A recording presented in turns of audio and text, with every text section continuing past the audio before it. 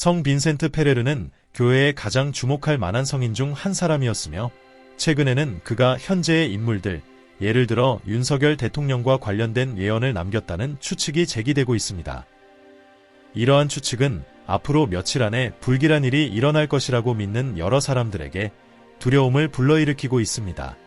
당신이 곧 알게 될 내용은 불안한 계시들을 포함하고 있으며 아무도 다가오는 일에 완전히 준비되어 있지 않은 듯 보입니다.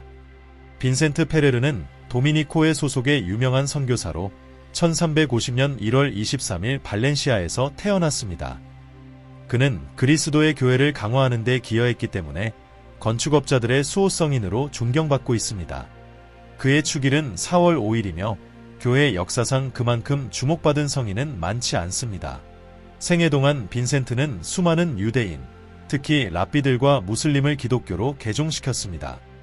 또한 기적적인 치유와 사람들을 되살리는 능력으로도 기억되며 심지어 어머니 뱃속에 있을 때부터 기적이 일어났다는 이야기도 있습니다. 그러나 그의 삶에서 덜 알려진 부분은 말세, 적그리스도, 최후의 심판에 대한 예언과 관련된 것입니다.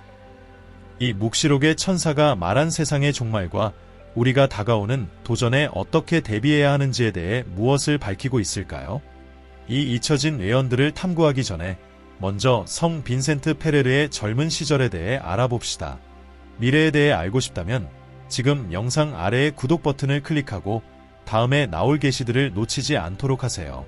성 빈센트 페레르는 교회에서 중요한 인물이지만 그의 이름은 항상 자주 기억되지는 않습니다. 언급될 때에도 그의 이야기는 그가 얼마나 위대한 인물인지를 충분히 설명하지 못하는 경우가 많습니다. 그는 너무나 많은 기적을 일으켰기 때문에 마비 환자나 맹인을 치유하는 일도 종종 기록되지 않을 정도였습니다. 빈센트는 1350년 1월 23일 스페인 발렌시아에서 태어났으며 그의 삶은 태어날 때부터 신비로 둘러싸여 있었습니다. 그의 아버지는 한 도미니코의 신부가 그의 아들의 이름이 전 세계에 알려질 것이라고 말하는 꿈을 꾸었고 그의 어머니는 출산 중에 아무런 고통도 느끼지 않았다고 전합니다. 빈센트는 어린 시절부터 이미 가톨릭 신앙에 깊은 헌신을 보였으며 수요일과 금요일에 금식하고 어려운 사람들을 돕는 모습을 보였습니다.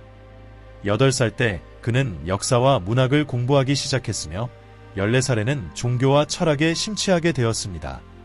18살이 되었을 때 그는 종교 생활에 대한 강한 소명을 느꼈고 세속 성직자가 되기를 원했던 부모님의 반대에도 불구하고 도미니코회, 즉 설교자들의 수도회에 들어가기로 결심했습니다. 여러 의심과 도전에도 불구하고 빈센트는 자신의 선택을 굳게 지켰습니다. 어려운 시기를 거친 후 그는 교육을 마치고 도미니코의 수도사가 되었습니다. 그 후 3년 동안 그는 성경을 공부하는 데 몰두하여 성경을 암기할 정도에 이르렀습니다. 그는 학문적 수련도 계속하며 논리에 관한 책을 썼고 그 공로로 신학 석사 학위를 받았으며 도미니코회로부터 철학 교수로 인정받았습니다.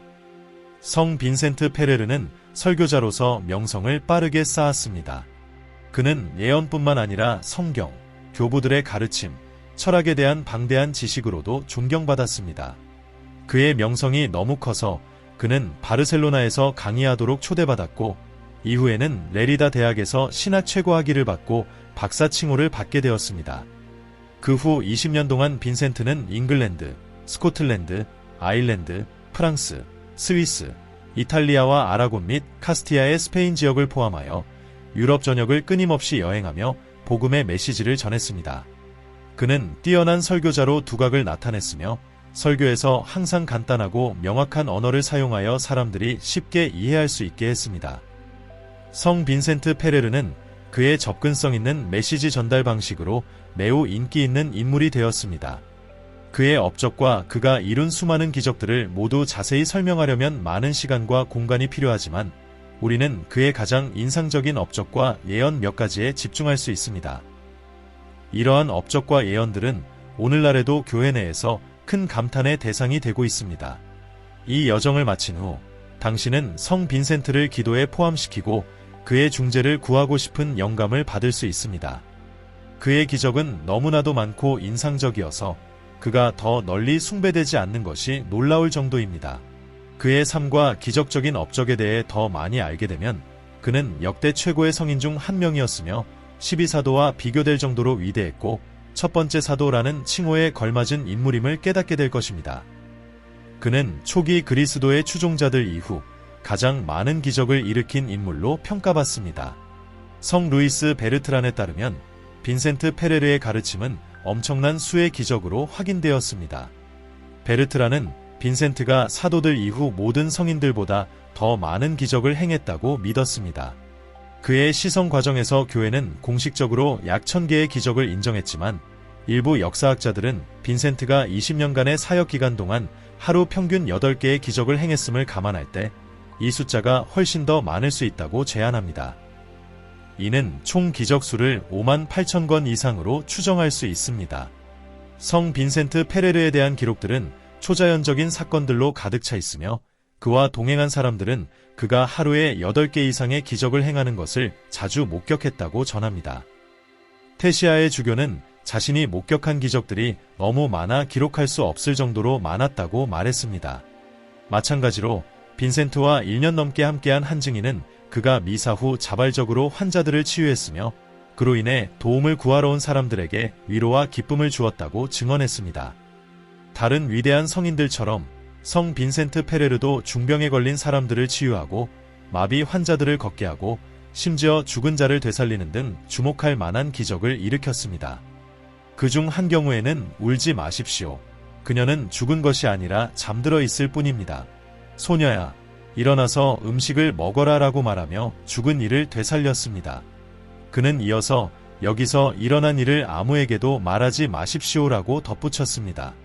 성 안토니노는 빈센트가 28명 이상의 부활을 일으켰다고 기록했으며 그 숫자는 더 많았을 것으로 추정됩니다.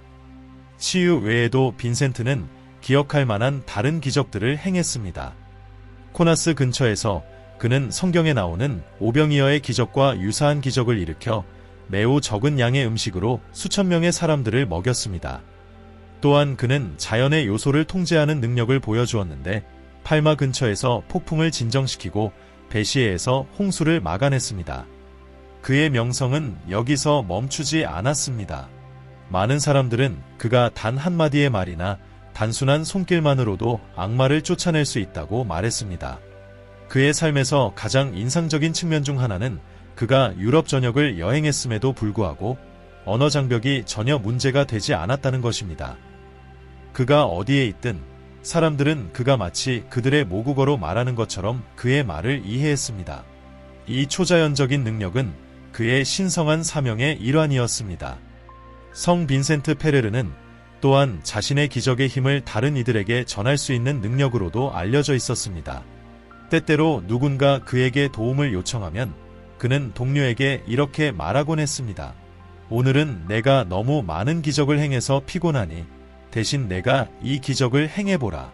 나를 통해 일하시는 주님께서 너를 통해서도 일하실 것이다. 그러면 그의 동료들은 실제로 기적을 행하곤 했습니다. 특히 한 번은 그의 수도회 소속의 수도원장이 빈센트로부터 기적을 행할 수 있는 능력을 받았으며 그 능력은 그의 생애 내내 유지되었습니다. 빈센트는 또한 무생물들을 기적적으로 사용했습니다. 어느 날 그는 가난하지만 독실한 한 여성에게 자신의 옷 조각을 건넸습니다. 이 옷 조각을 병자들의 머리에 얹으면 그들은 치유되었고 이 유물 덕분에 여성은 치유된 사람들로부터 감사의 표시로 받은 기부금 덕분에 좀 더 안정된 삶을 살 수 있었습니다. 우리는 성 빈센트 페레르가 행한 수많은 기적들을 이야기하며 몇 시간을 보낼 수 있을 것입니다. 하지만 이제 그의 예언에 집중해 보겠습니다. 이 예언들은 오늘날에도 교회 안에서 두려움을 불러일으키고 있습니다. 빈센트 페레르는 세상의 종말이 오기 전에 매우 어려운 시기가 있을 것이라고 예언하며 그 사건들을 예고하는 3가지 큰 재난에 대해 경고했습니다. 첫 번째 재난은 인류에게 큰 고통을 가져올 잔인한 인간, 적그리스도의 출현입니다. 두 번째 사건은 불에 의한 지구의 파괴, 그리고 세 번째는 최후의 심판입니다. 빈센트는 또한 하늘에서의 징조들, 즉 태양, 달, 별들의 변화를 통해 재난이 다가옴을 알 수 있을 것이라고 경고했습니다. 이는 오랜 세월 동안 논의되어 온 질문을 다시 불러일으킵니다. 참된 신자들은 종말을 알리는 재앙들이 닥치기 전에 천국으로 들려 올려질 것인가? 이 개념은 대환난으로 알려져 있습니다. 많은 사람들이 성 빈센트 페레르에 대해 들어본 적이 있는지, 그리고 그의 예언에 대해 어떻게 생각하는지 궁금해합니다. 빈센트는 첫 번째 큰 사건이 적그리스도의 출현이라고 예언했습니다. 빈센트에 따르면 적그리스도는 인간이지만 매우 사악한 존재가 될 것입니다. 그의 출현의 징조 중 하나는 태양과 관련이 있습니다. 빈센트는 예수님이 태양으로 상징되며 이는 신앙과 진리의 빛을 나타낸다고 설명했습니다. 그러나 태양이 문자 그대로 사라지는 것은 아니지만 그 빛은 마치 구름 뒤에 가려진 것처럼 희미해질 것이라고 했습니다. 이 구름은 물질적 소유를 상징합니다. 적그리스도의 출현 시기에는 재물과 세속적인 소유에 대한 추구가 마치 일식처럼 진정한 정의의 빛, 즉 예수 그리스도를 가리게 될 것입니다.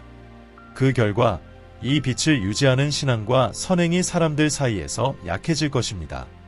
빈센트는 또한 권력과 영향력을 잃는 것을 두려워한 많은 그리스도인들이 왕이나 군주 같은 통치자들이 적그리스도에 동조하게 될 것이라고 경고했습니다.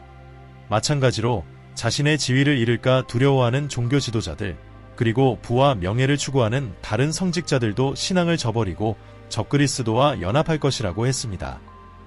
이 사악한 존재는 인간이지만 그의 교만은 너무 커서 세계를 지배하려 할 뿐만 아니라 자신을 신이라 선언하고 숭배받기를 원하게 될 것입니다. 성 빈센트 페레르의 예언은 오늘날까지도 연구되고 논의되고 있으며 많은 사람들은 우리가 그가 예언한 이 어려운 시기에 가까워지고 있는지 궁금해합니다. 그의 기적과 묵시록적인 비전은 그의 삶과 업적 중 가장 흥미로운 부분으로 남아 있습니다. 성 빈센트 페레르는 적그리스도가 재물을 통해 엄청난 권력을 장악할 것이라고 예언했습니다. 이는 다니엘서에 나오는 예언과 일치하며 그가 이집트의 금, 은, 보물들을 차지할 것이라고 합니다. 이 막대한 재물로 적그리스도는 요한계시록에서 묘사된 것처럼 전 세계를 대상으로 한 군데를 조직하여 그에게 대적하는 사람들과 싸우게 될 것입니다.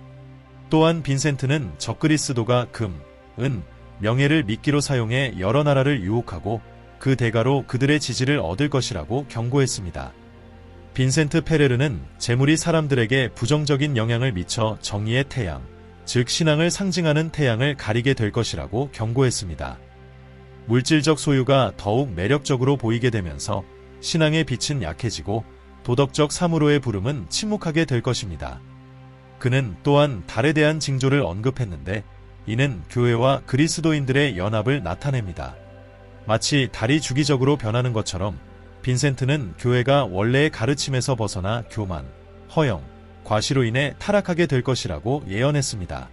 이 마지막 시기에는 자비와 관대함과 같은 가치들이 탐욕, 부패, 착취로 대체될 것이라고 빈센트는 예언했습니다. 도덕성은 무너지고 순결은 방탕한 행동들로 대체될 것입니다. 빈센트는 이전에 달빛처럼 빛나던 덕목들이 시기와 악의로 변하고 절제는 과잉과 탐닉으로 대체될 것이라고 경고했습니다. 그는 또한 적그리스도의 통치 기간 동안 거짓 기적들이 출현할 것이라고 경고했습니다. 평화 대신 증오, 전쟁, 분열이 있을 것이며 빈센트는 마태복음 24장 24절에서 예수님이 거짓 그리스도들과 거짓 예언자들이 일어나 사람들을 속일 수 있는 기적과 유혹적인 약속을 할 것이라고 경고한 구절을 인용했습니다. 빈센트는 신앙 밖에서 해결책을 찾는 것, 즉 점술이나 주술과 같은 것에 의존하는 것의 위험성도 경고했습니다. 그는 현대사회에서 주술의 영향력이 커지는 것이 이러한 길에서 벗어나는 징조라고 강조했습니다. 그럼에도 불구하고 빈센트는 희망과 힘의 메시지를 전달하며 신자들에게 예수 그리스도 안에 전적으로 신뢰를 두고 신성한 가르침과 일치하지 않는 기적은 거부할 것을 권장했습니다. 세 번째 징조에 대해 빈센트는 하늘에서 별들이 떨어질 것이라고 언급하며 다니엘서 12장 3절을 인용했습니다. 그는 이 별들을 교회의 위대한 스승들과 신학자들로 해석했으며 그들의 지혜와 헌신으로 존경받았던 사람들이라고 설명했습니다. 그러나 빈센트는 이 중 일부가 신앙에서 벗어나 영적 권위의 자리에서 떨어질 것이라고 경고했습니다. 그리스도께서는 그들의 타락한 삶과 죄악적인 행동 때문에 이러한 타락을 허용할 것이며 이는 그들의 영혼을 부패시킬 것이라고 했습니다. 이 대환난의 시기 동안 예수님은 그 시기가 너무 어려워서 단축되지 않으면 아무도 견딜 수 없을 것이라고 경고했습니다. 그러나 빈센트는 그리스도께서 자비를 베푸셔서 신자들의 이익을 위해 그 날들을 단축하실 것이라고 예언했습니다. 빈센트에 따르면 3년 반, 즉 1290일 후에 적그리스도는 올리브산에서 번개에 맞아 파괴될 것이며 그의 몰락 소식은 빠르게 퍼질 것이라고 합니다. 그러나 지구는 45일간의 짧은 슬픔의 시기를 겪을 것이며 이는 적그리스도에게 속았던 사람들이 구원을 찾고 하나님께로 돌아올 수 있는 마지막 기회가 될 것입니다. 그러나 빈센트는 많은 사람들이 적그리스도가 제공한 부와 쾌락에 집착하여 진리를 깨닫지 못할 것이라고 경고했습니다. 성 빈센트는 이 마지막 기회에도 불구하고 많은 사람들이 여전히 진리를 보지 못할 것이라고 한탄했습니다. 그는 이 상황을 노아의 날들과 비교하며 사람들이 하나님의 경고를 무시하다 심판을 맞이한 것처럼 빈센트는 세상의 종말도 큰 불안과 시편에서 묘사된 바와 같이 악인을 불태우는 불로 끝나게 될 것이라고 예언했습니다. 불이 그의 앞에서 나가며 그의 주위에 있는 원수들을 태울 것이다. 지구는 흔들리고 산들조차도 주님의 힘 앞에서 녹아내릴 것입니다.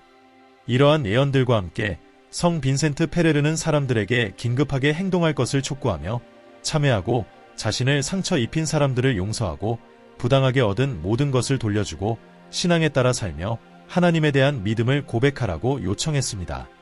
성 빈센트는 신자들에게 다가오는 어려운 시기를 대비해 영적으로, 육체적으로 준비할 것을 격려했습니다. 그는 이 준비를 집에 불이 났을 때 가능한 한 많은 것을 구해내려는 노력에 비유하며 임박한 심판 앞에서 영적 삶을 우선시할 필요성에 대해 강조했습니다.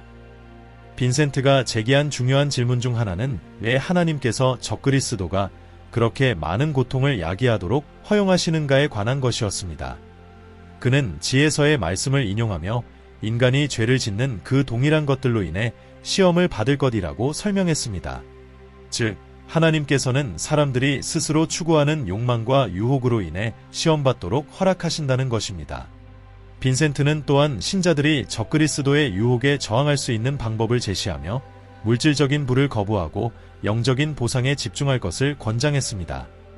그는 세상의 보물들은 일시적이지만 영적인 보물들은 영원한 가치를 지닌다고 상기시켰습니다. 영적 부를 최우선으로 두는 것은 신자들이 세상의 유혹에 저항할 수 있도록 강하게 할 것이라고 했습니다. 그러나 빈센트는 이 시기가 모든 것의 끝을 의미하는 것은 아니며 적그리스도와 대환난이 끝난 후 최후의 심판이 있을 것이라고 경고했습니다. 그가 시성될 때 당대의 교황은 그를 묵시록의 천사라고 불렀습니다. 왜냐하면 그는 최후의 심판의 날을 알리고 모든 민족에게 설교했기 때문입니다. 빈센트는 예수님이 다시 오실 때는 더 이상 겸손과 가난함이 아닌 위엄과 권능으로 오실 것이며 그때 세상이 모두 떨게 될 것이라고 주장했습니다. 그날이 오면 죄인들은 예언이 진실임을 깨닫고 통곡할 것이라고 했습니다. 빈센트는 자신의 설교에서 이 날을 두려워하며 자신을 듣는 사람들의 영혼을 염려했습니다. 그는 또한 심판의 순간에 많은 죄인들이 하나님의 진노를 피하기 위해 산들이 자신을 숨겨주기를 간청할 것이라고 경고했습니다. 그러나 빈센트는 교회를 향한 위로의 말을 전하며 신자들에게 이러한 징조들이 나타나기 시작하면 머리를 들고 구원이 가까이 왔음을 알라고 말했습니다. 또한 예수님이 돌아오실 때 성모 마리아가 그의 곁에 있을 것이라고 밝혔습니다. 빈센트는 그날에 그리스도의 단순한 양이 되는 것이 교황, 왕 또는 황제가 되는 것보다 훨씬 낫다고 경고했습니다. 그는 그리스도의 양들을 특징짓는 5가지 덕목을 강조했는데 그것은 순수한 단순성, 큰 자비, 끊임없는 인내, 진정한 순종, 그리고 진정한 회개였습니다. 그는 황소가 공격하고 늑대가 물고 말이 발로 차는 것처럼 양은 평화롭고 대립을 피한다고 설명했습니다. 그리스도의 양이 되려면 지식이나 권력을 사용해 다른 사람들을 해치지 말아야 한다고 빈센트는 강조했습니다. 그는 예로 변호사들이 자신의 지식을 이용해 고객들을 착취하고 상인들이 소비자를 속이며 지도자들이 위협과 폭력으로 사람들을 억압하는 것을 들었습니다. 이러한 행동은 평화로운 양의 행동이 아니라 공격적인 동물들과 더 비슷하다고 했습니다. 빈센트는 이를 강화하기 위해 시편의 한 구절을 인용했습니다. 주님께서 악인의 뿔을 부러뜨리시고 의인의 뿔은 높이시리라. 그는 멸시를 정의할 때 타인에 대한 증오나 경멸을 품는 것이라고 말하며, 자녀는 부모를 멸시해서는 안 되고 부모 역시 자녀를 멸시해서는 안 된다고 경고했습니다. 젊은이는 노인을 존중하고 건강한 사람은 병든 사람을 불쌍히 여겨야 하며, 부자는 가난한 사람을 경멸해서는 안 되고 주인은 하인을 학대해서는 안 된다고 했습니다. 성직자들 또한 자신들의 교구 성직자들을 존엄과 존경으로 대해야 한다고 덧붙였습니다. 빈센트는 또한 단순한 순수성의 중요성을 강조했습니다. 이것은 나이, 건강, 부, 사회적 지위와 상관없이 모든 사람을 친절과 존경으로 대하는 것이라고 정의했습니다. 그는 의인과 악인이 나이와 상관없이 부활하여 함께 그리스도의 심판대 앞에 설 것이라는 충격적인 계시를 전했습니다. 그리스도는 그의 위엄 있는 왕좌에 앉아 의인들을 그의 오른편에, 악인들을 그의 왼편에 나누실 것이라고 했습니다. 이 예언은 아타나시우스 신조의 강력한 기억으로 마무리됩니다. 그리스도께서 돌아오시면 모든 사람들이 그들의 육체로 부활하고 그들의 행동에 따라 심판받을 것이라고 말합니다. 선을 행한 자들은 영원한 생명을, 악을 행한 자들은 영원한 불로 들어갈 것이라고 했습니다. 빈센트는 우리의 행동이 영원한 생명 또는 영원한 저주로 이어지는 최종적인 결과를 가진다고 강조하며 그의 설교를 마쳤습니다. 성 빈센트 페레르는 유럽 전역에 기독교를 전파하는데 이미 큰 성공을 거둔 후 그의 인생 마지막 몇 년 동안 1414년 스페인 토르토사에서 열린 중요한 종교회의에 참석했습니다. 1414년 토르토사에서 열린 종교회의에서 성 빈센트 페레르는 당시의 잘못된 믿음들, 특히 유대 신앙과 관련된 믿음들을 직접적으로 반박했습니다. 그는 유대인들을 반대하는 자신의 논문을 발표했고, 그의 카리스마와 설교 능력으로 인해 참석한 16명의 랍비 중 14명이 가톨릭으로 개종하도록 설득했습니다. 이 놀라운 성과는 그 지역 유대 공동체 내에서 더 큰 개종 운동의 시작을 알렸습니다. 역사적 기록에 따르면 성 빈센트의 선교 활동은 스페인 전역에 걸쳐 큰 영향을 미쳤습니다. 보수적인 역사가들은 카스티아에서 약 2만 명, 아라곤에서 8천 명, 카탈루냐에서 7천 명, 그리고 스페인의 다른 지역에서 3만 명 이상의 유대인들이 그의 영향력으로 개종했다고 보고 있습니다. 당시 유대학자들은 1412년까지 성 빈센트가 20만 명 이상의 사람들을 개종시키는데 도움을 주었다고 추정했습니다. 많은 유대교 회당이 개종한 공동체에 의해 가톨릭 교회로 변모한 기록이 있습니다. 그의 영향력은 유대인 개종에 국한되지 않았습니다. 한 흥미로운 일화는 한 무슬림이 빈센트에게 자신이 공공광장에서 직접 불을 질렀는데 그 불을 기도로 끌 수 있다면 개종하겠다고 약속한 사건을 전합니다. 성 빈센트가 기도를 드린 후 기적적으로 불이 꺼졌고 그 무슬림은 개종했습니다. 그의 명성은 그라나다의 무슬림 왕에게까지 닿아 왕은 그를 자신의 영토로 초청하여 설교하도록 했습니다. 단 3번의 설교만으로 빈센트는 1만 8천 명의 무슬림을 개종시켰습니다. 이 모든 것은 음성 증폭 장치 없이 이뤄졌으며 그의 탁월한 의사소통 능력과 깊은 영적 영향력을 보여주었습니다. 이 정의로운 사회와 카리스마 있는 지도자들, 성 빈센트는 정의와 평등을 약속하는 지도자들이 등장할 것이며 그들이 중요한 역할을 하지만 큰 도전에도 직면할 것이라고 예언했습니다.